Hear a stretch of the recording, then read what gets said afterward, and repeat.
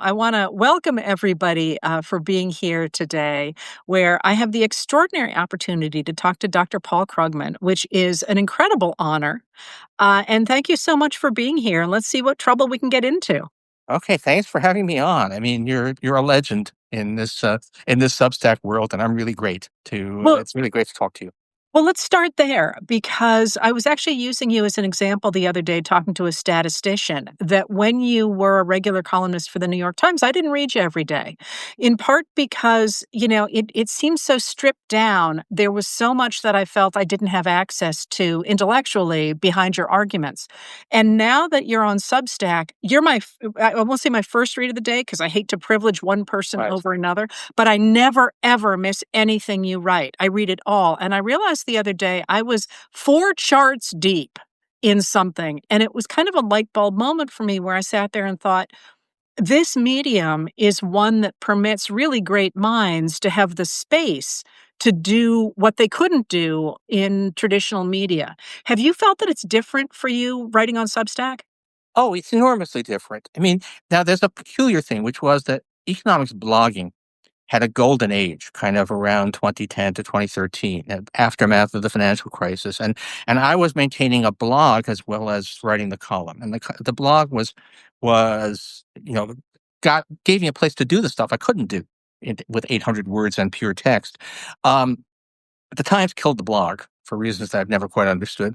And then I had really no outlet, no place to show you some of the homework. Now there's stuff I'm actually thinking of setting up some sort of a dedicated, super wonky feature on the Substack, which will be stuff that doesn't go out as an email to everybody, where I get to do the stuff that is really incomprehensible. But but the ability to show, I mean, the charts, I mean, 2 or 3 charts can make all the difference in the world between what is just a bunch of words about economics and sort of here's why I think or why the profession thinks the way we do. So it's been enormously liberating, and also of course not having anybody policing and forcing me to sane wash and all of that. Well, there is in it as well, as I think you alluded to, a calmness and "Hey, isn't this cool?" feel that the more strapped down, I think of it quite like literally being strapped down the way you strap down things on a kayak. That's how the New York Times always felt. That your columns there, that you nothing could shake loose. Whereas in your Substack, you're much more like, "Hey, come on, let's take a look at this," and you just feel like you're inviting readers along for the ride. The reason that interested me, and I was talking to it about a statistician who does something fairly similar, but let me tell you, I'm virtually innumerate. So the fact that I was talking to a statistician says something Yeah. right there. It feels to me like we are getting the return of true public intellectuals who are operating at a general level and then really celebrating knowledge as opposed to, I'm going to tell you how things think and get, or how things are, and getting more into, hey, I love this stuff and I'll explain it to you if you want to come along for the ride. And that's what's got me reading you every day.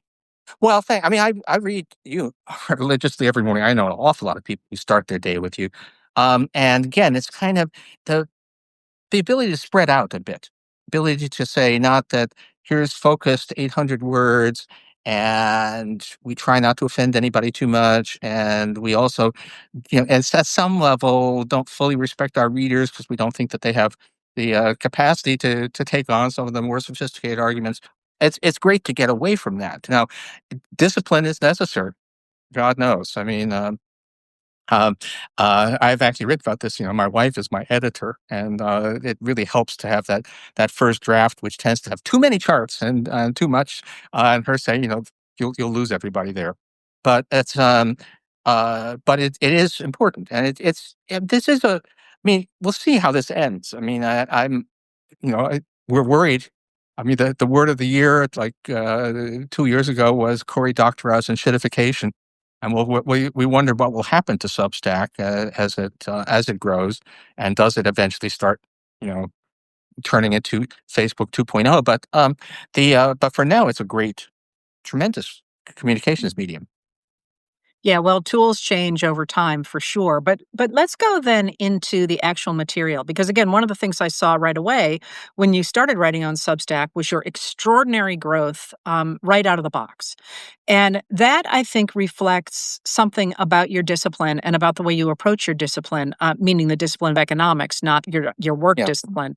And that is that you really are out there in public, as I say, quite calmly and with a sense of humor, sort of saying, "Hey, listen, the kind of economics that I champion actually work." And let's get a little bit into that in this moment, because after 40 to 50 years of supply side economics and the idea that what we really want to do is cut regulations and cut taxes, it feels like we're seeing a return to the idea that, in fact, we should make investments in public infrastructure and we should make sure people carry their weight and we should make sure people have access to resources. Can you walk us through that a little bit? Yeah, so I think of it kind of at a meta grand level as a question of um, incentives versus resources. I mean, people, and for the past, ever since Reagan, it's been all about we have to give people incentives. We have to give rich people low tax rates so that they will don't go out there and do whatever wonderful things rich people do. And we have to make life tough for the poor so that they have an incentive to not be poor or whatever. And incentives matter. There was a point when some people in Sweden faced a 101% marginal tax rate. You actually, the more you earned, the less you got, and that was clearly too high even for a center left guy like me.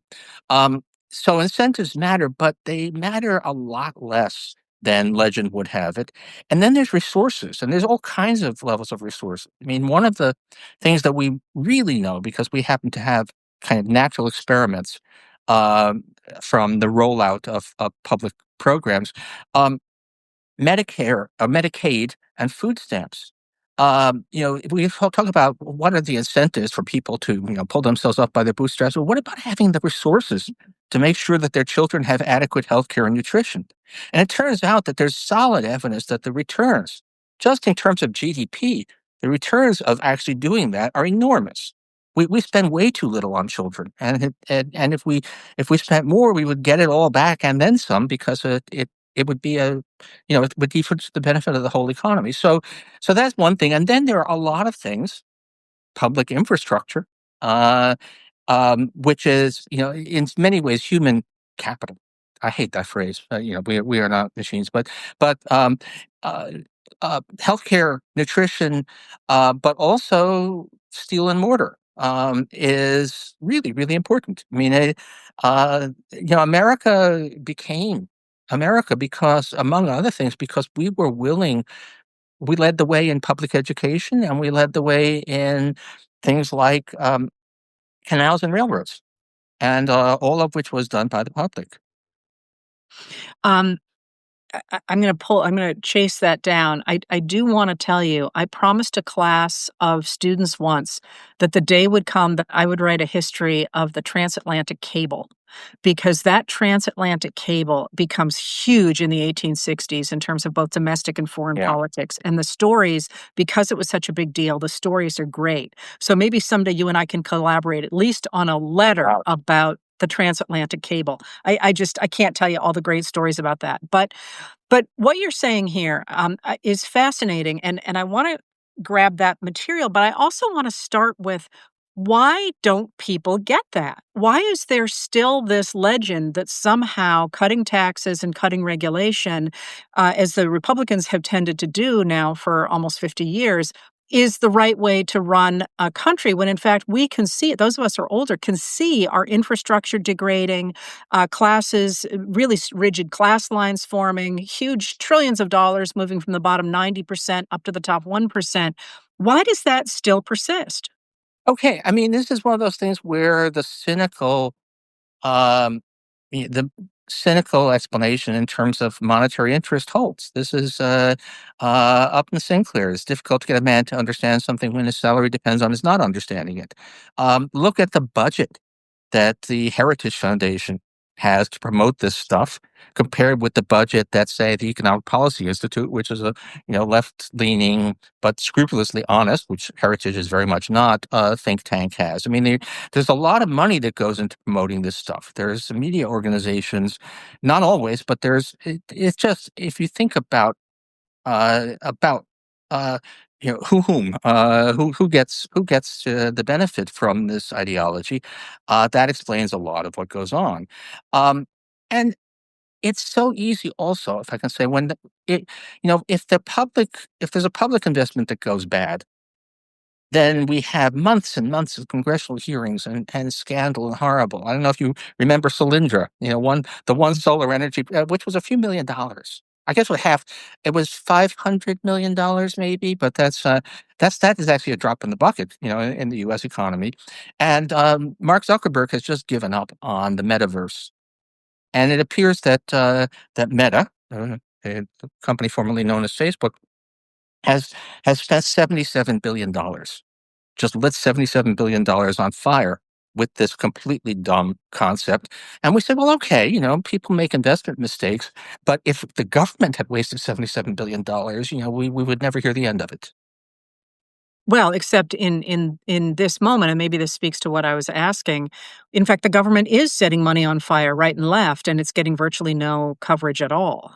Yeah, it's setting money on fire, but in ways that are sort of handing money over to private individuals as opposed to building stuff, right? Right. So yeah, I mean, $40 billion. Now, we haven't actually given Argentina $40 billion, but we essentially put $40 billion of taxpayer money on the line. And well, yeah, it's not getting as many headlines as it should, because considering all the other things we're neglecting, considering the disaster relief that we're not supplying, to throw that money at a country in which, really, seriously, I'm a one world kind of guy, but we do not have a strategic interest in the libertarian government of Argentina. So let's go into where you were. The argument that it makes sense for this country to invest in human Yeah, capital again, what a phrase you don't like, and also in infrastructure. And one of the places I'd like to start was with your emphasis there on children, because one of the things that the governor of New Mexico has recently right. done was, well, why don't you walk us through this? And Well, I you know, haven't done enough homework on it, but we are getting basically universal pre-K and childcare in New Mexico, as I understand it. Right, Um, and when she did that for children 3 and up, which got a huge amount of pushback because New Mexico is one of the poorer states in the yeah. country, it lifted 120,000 children out of poverty. Yeah, there's one of those things that is particularly there. There are multiple reasons to invest in children, and the most important is that's a really critical stage. Making sure that they have adequate resources, which you can't do without making sure that their parents also have adequate resources. But making sure that there's adequate resources is, that's a formative period. But also, children are cheap. I mean, when we talk about healthcare, I mean, uh, people my age are really expensive. I'm okay, but we the but taking care of Americans in their 70s and 80s is extremely expensive, and yet somehow or other we have a government program, Medicare, which bears almost all of that expense. Um, but children, a few $1,000s spent on a child can make literally life-saving difference in their lives, and then huge impact on who they are as adults. So investing in children is both, the right thing to do, and also an extremely cost-effective investment, because taking care of kids is so cheap. So if it makes economic sense to be investing in children and investing in infrastructure, which we haven't hit as much as I would like to, and maybe you can talk a little bit Right. about Eisenhower if you would. But if that's the case, one of the things that it seems to me fits into your discussion of incentives and resources, you've also got the issue of ideology and perhaps morality. Because there are a number of places in which it makes sense for the United States to be investing that the radical right says we're not going to do that because that's rewarding behavior that we object to morally. You want to comment on that? Because I'm going somewhere with it. Okay, so, first of all, most of the moral issues are fictions, right? There's nobody in America sloughing off and living off welfare. Uh, uh, you know, the that hasn't been a possibility in America for decades now. It was never nearly as big a problem as people thought, but that kind of welfare doesn't exist. Everything we have now is way short of allowing people to just be lazy. But the myth persists, and just this general notion that, you know, why should I be taxed to take care of other people? Am I my brother's keeper? Is a very strong one in America. So it's and there's just look. Maybe I'll take this in a direction. Think about, we America has a history of really ambitious, grand public infrastructure projects. I mean, it's 200 years ago the Erie Canal was completed. Which, by the way, I was doing the numbers. The Erie Canal was about $7 million, which doesn't sound like much, but you got to bear in mind, that was dollars then, and the U.S. economy, and it turns out to have been on the order of 1% of U.S. GDP. So it was a big infrastructure project. It was roughly comparable to the interstate highway system. It was roughly comparable to Biden's attempted green energy policies. Um, it's but so we had the Panama Canal, which wasn't in the United States, but was clearly for us. We had the interstate highway system. The thing that strikes me when I look at that is nobody on any of those occasions seems to have said, "Oh, is this an appropriate role for government? Or if we're going to do this, surely it must be a public-private partnership. It must be a private corporation. Somehow or other, the capitalists have to be in on this, and it must end up in private ownership." We just went ahead and built the stuff, and that seems to be something we can't do anymore. Well, can't. That's an important word right there because, in fact, when Abraham Lincoln is trying to figure out what the role of the government is, because of course the Erie Canal was a state project rather than Yeah, a federal project because of the opposition to it. But one of the things it did, of course, is without that Erie Canal connecting the Midwest to the Atlantic through the United States, through New York, is essentially the middle of the country would almost certainly have broken off and joined Canada because it was yeah, using the St. Lawrence River to get to the Atlantic. So the Erie Canal gave us New York, gave us New York City. It also retained the middle of the country, which probably would have gone all the way down to Louisiana and created an entirely different right. western part of the country. It also gave us all kinds of new technology because when they started that Erie Canal, they literally used shovels and they had to figure out how to use new scrapers and all kinds of things to build the thing. But Abraham Lincoln takes a look at the role of government because it's a real question at the time when the elite Southern enslavers are saying the government can do nothing but protect property. And what he says after watching his own town be destroyed because they couldn't dredge the Sangamon River is he says, the government's role is to do for people what they cannot do for themselves Yeah. and need to do to develop the economy and live a productive life. And that's something that Americans have embraced right up until the 1980s. And that's why I'm Yeah. interested in ideology. Yeah, well, this ideology now, it is a question of why that great ideological shift. Um, and I am not a historian, but there were a couple of things that happened. One was that uh, we do need to talk, as with everything in America, race plays an issue. With the Civil Rights Act, um, before the Civil Rights Act, the Southern United States, which was poor, which benefited a lot from public investments. Tennessee Valley Authority, the Army Corps of Engineers, was part of the coalition in favor of public investments, as long as they didn't help Black people. Um, with the Civil Rights Act, the South switched sides. And so all of a sudden you have what had been a key part, there's always imperfections, but a key part of the New Deal coalition suddenly becomes anti-government. The if you so that's one thing. The economic troubles of the '70s, the stagflation of the '70s, though tremendously mythologized. I mean, the '70s were a bad time, but actually the aftermath of the great financial crisis was much worse. But the '70s became an object lesson, and it was supposed to be that the government was too big, and we need more conservative ideology. And no doubt other forces out there, but what really is remarkable. Oh, and of course, actually, the right got smarter. I mean, they invested in intellectual infrastructure. This whole network of right wing, as as I say, Potemkin think tanks. They look like think tanks, but they're actually propaganda arms, but did a lot to disseminate this ideology. Oh, that's really interesting, thinking of them as an infrastructure, Yeah. system, which was, of course, what, the Powell memo set out in 1971, the need for that kind of infrastructure.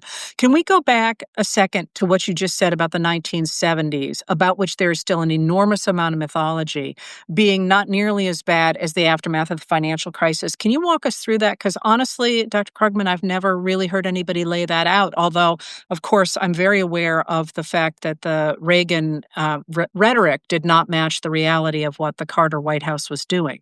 So, yeah, so, when Reagan asked, "Are you better off now than you were 4 years ago?" Based upon real median family income, the actual answer was yes. You know, the '70s was certainly troubled, and it certainly was very, um, disorienting to experience the inflation, and we did have a very nasty recession in 1975, and then another very nasty recession at the beginning of the '80s that basically to wring inflation out of the system. But if you actually look at U.S. economic performance in the '70s, it wasn't that terrible. It wasn't great, but it didn't get all that much better until the Clinton years. There's really the '70s as perceived, in a way, the right got to write the history books, and it's a little bit sorry, but international economics is my thing, and one of the things that always has driven me crazy is that in Germany, everybody remembers the hyperinflation of 1923, and nobody remembers the extremely terrible German depression of 1930-31, which came about because the German government at the time was obsessed with maintaining the gold standard, and they ended up delivering the country over to you know who. So history as remembered can be quite different from what you find if you actually go and look at it. I shouldn't be telling you that, but Well, but no, but this is exactly, I mean, interestingly enough, you and I have sort of gotten back full circle to where we started, which is how you correct the record in real time when there is, as you say, an infrastructure designed to make sure that record is so distorted that people vote away their own interests. And the overlap there between economics and politics is almost a circle, right?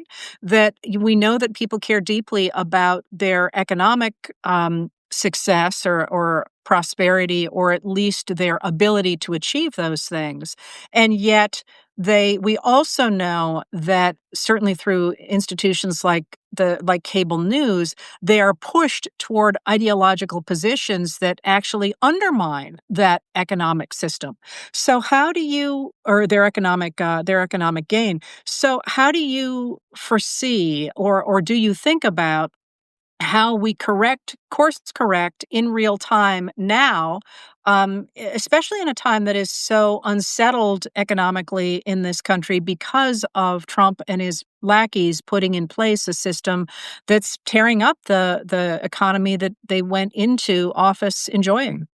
yeah, what I wrote the other day was, Trump would be in way better shape politically if he had just not done much, if he had just continued Biden policies and made a few cosmetic changes and talked about what a great job he was doing, instead of imposing massive tariffs and gutting the government with Doge and all of the things he's done. He probably inflation would be still on a downward trajectory. Probably the job market would be looking substantially better, and he'd be able to, we did have a burst of inflation in 2021 to 2023, which was a global phenomenon. But people blame Biden. It would be receding into the past now, and people would say have gotten accustomed to, okay, prices are around 20 to 25% higher than they were, but okay, that's the new normal.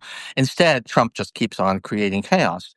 Um, it's getting the story out. I have to say, one of the great frustrations of having turned into, I spent first 25 years of my professional life writing incomprehensible papers for 3,000 readers full of Greek letters and funny diagrams, and then got into writing for the general public.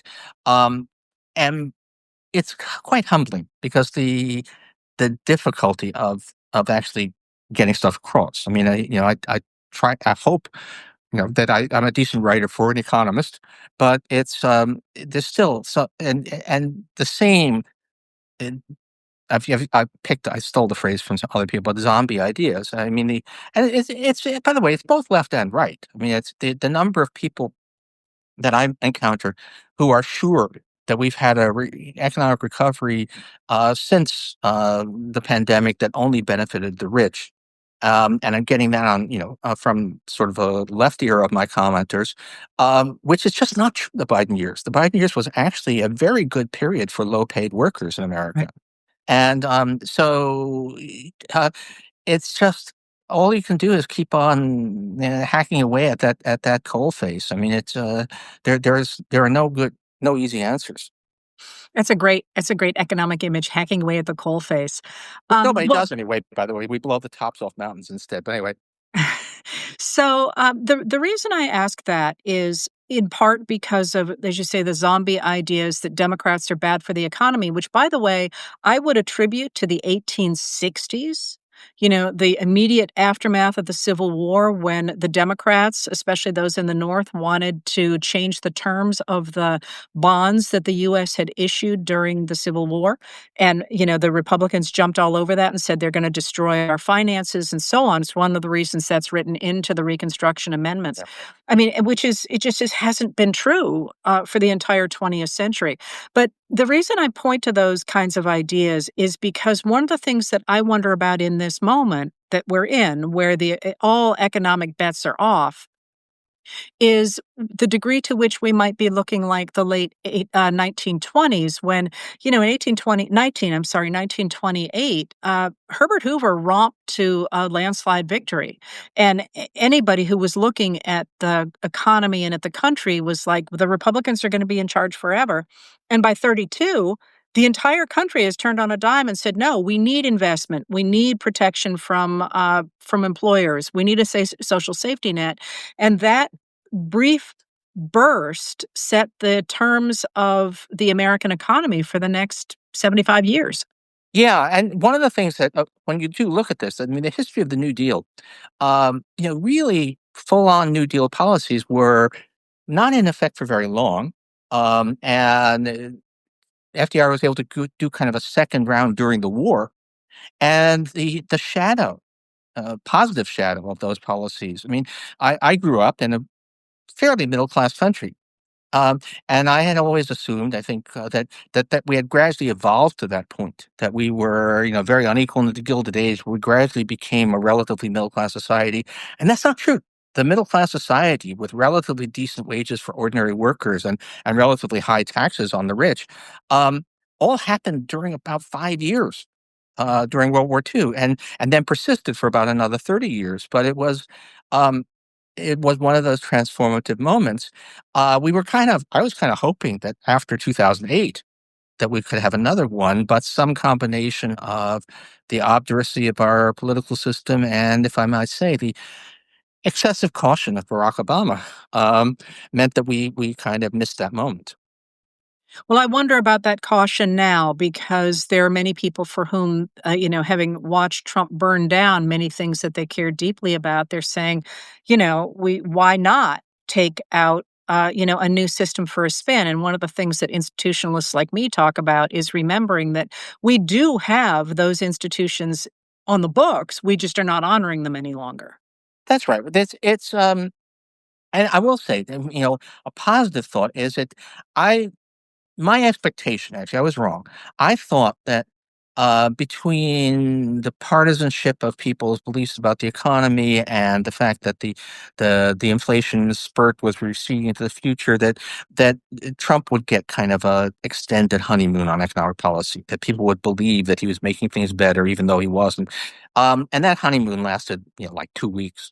And it's just astonishing how quickly people, particularly, a lot of the people who voted in 2024, a lot of Latino voters who were basically thought they were voting for lower grocery prices have really, really said, um, "Oh my God, what did we do?" And that, assuming that we hang on to some version of democracy, that's an opportunity. It is, and I can't tell you how much I've enjoyed this, and I would love to do it more. I think that one of the things that I'd like to do is to demystify politics, and I think you are demystifying economics in really important ways. But the thing that jumps out to me after this conversation is not so much the 1920s as the 1890s, when after the 1880s, when there was real power behind the sort of vision that became the robber barons.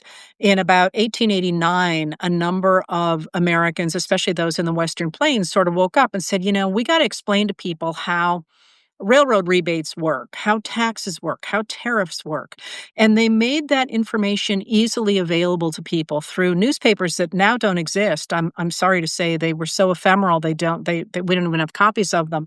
But what they did is they informed a lot of Americans about the way the economy worked and therefore about how society worked. And that seems to me to be an important ideological and now, as you say, infrastructure development in our country that you and I hope I am very much a part of, which feels quite old and new at the same time. Yeah, I mean, getting the word out there, uh, it can be enormously. There's a reason why samizdat was so important in the late Soviet Union. And just getting a, a truth that, if you like, that the oligarchs don't want you to hear out there. There's no guarantee that it works, but it's the best chance we have always. Well, with that, I'm going to let you go. We went a minute over, I guess. So thank you so much for being here. I hope you have a great holiday season, and I hope to do this again soon. Let's do it again. Thank you so much. Take care.